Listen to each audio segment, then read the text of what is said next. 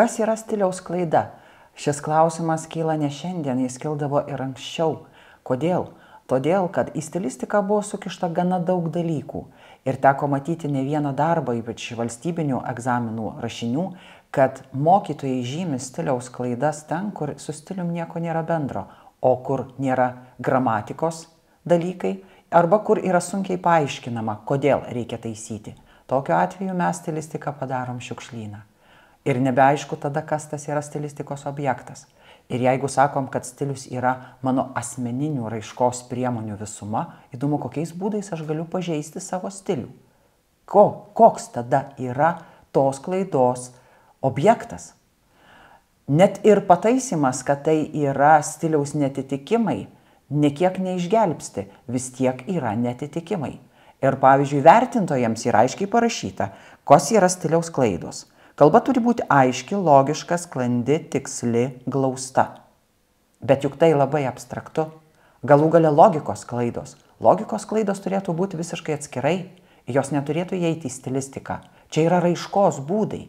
Vadinasi, turime mokyti raiškos mokykloje arba studentus, arba patys rašydami mokslinius darbus, kokia turi būti raiška.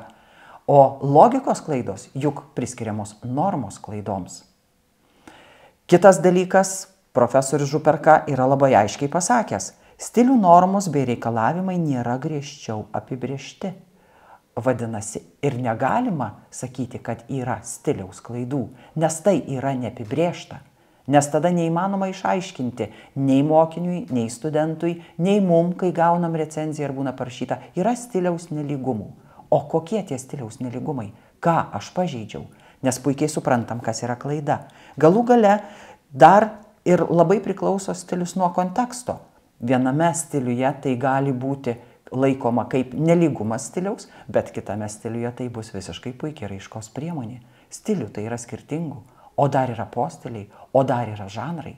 Va čia ir prieinam, kad ar tik nebus svarbiausias dalykas žanras, kad yra žanro tam tikri pažeidimai. Ir labai teisingai Rūta Petrauskaitė sako, kad žanras kreipia mūsų žodžius ir veiksmus tam tikrą linkme, suteikia jiems pavidalą, formą, bet kartu lemia ir turinį. Todėl galima sakyti, kad žanras mus valdo.